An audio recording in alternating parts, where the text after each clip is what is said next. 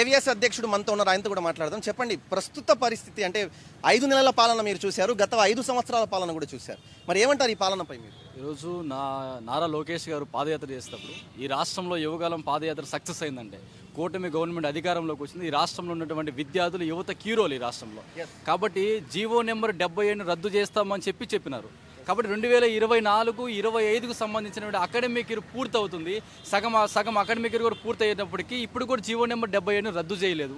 At same time ఇంకోటి ఏమంటే fee reimbursement పెండింగ్లో ఆ గవర్నమెంట్ సరిగ్గా చేయలేదు. కాబట్టి ఈరోజు విద్యార్థులు నిరుద్యోగులను యొక్క వైసీపీ గవర్నమెంట్ మోసగిచ్చింది. కాబట్టి ఈరోజు కూటమి గవర్నమెంట్ పక్షాన ఈరోజు పవన్ కళ్యాణ్ గారి అభిమానులు ఎవరున్నారు? విద్యార్థులే ఉన్నారు. పవన్ కళ్యాణ్ గారి యొక్క అభిమానులు ఎవరున్నారు? మా యూతే ఉన్నారు. కాబట్టి ఈ రోజు యువకాలం పాదయాత్ర సక్సెస్ అయింది, మా కారణంగా సక్సెస్ అయింది.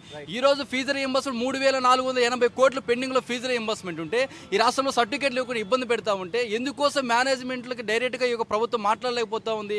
ట్విట్టర్లో ట్వీట్ చేసినంత మాత్రం కాదు కదా, మంచి శుభవార్తను అందిస్తున్నామని చెప్పి లోకేష్ గారు చెప్తే మేనేజ్మెంట్లు మాత్రం మంచి శుభవార్త కాదు, నువ్వు సర్టిఫికేట్లు కావాలంటే డబ్బులు కట్టమని అడుగుతున్న సందర్భం ఈరోజు.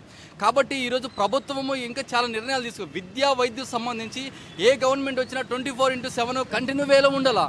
ఫీజు రీయింబర్స్మెంట్కి సంబంధించి ఈరోజు సగం అకాడమిక్ ఇయర్ కంప్లీట్ అవుతున్నప్పటికీ రాష్ట్ర ప్రభుత్వం ఇప్పటి వరకు ఫీజు రీయింబర్స్మెంట్ స్పష్టత ఇవ్వకపోవడం. మేనేజ్మెంట్ అకౌంట్లో వేస్తున్నారు ఓకే, కానీ మేనేజ్మెంట్లకి ఈరోజు క్లారిటీ లేదు. మా అకౌంట్లో వేస్తారు, మీ అకౌంట్లో వేస్తారు, ఫీజులు వచ్చి కట్టమని చెప్తున్నారు. అకాడమిక్ ఇయర్ క్లోజ్ అయిపోతూ ఉంది. ఈరోజు ఫస్ట్ సెమ్ కూడా కంప్లీట్ అయిపోతుంది. కాబట్టి ప్రభుత్వాన్ని మేమేం డిమాండ్ చేస్తున్నామంటే మీ ఆలోచన, మీ విధానం, మీరు ఎలా చేయాలనుకుంటున్నారో విద్యార్థులకి మీరు చెప్పే విధానం బాగుంది, మేము యాక్సెప్ట్ చేస్తాం.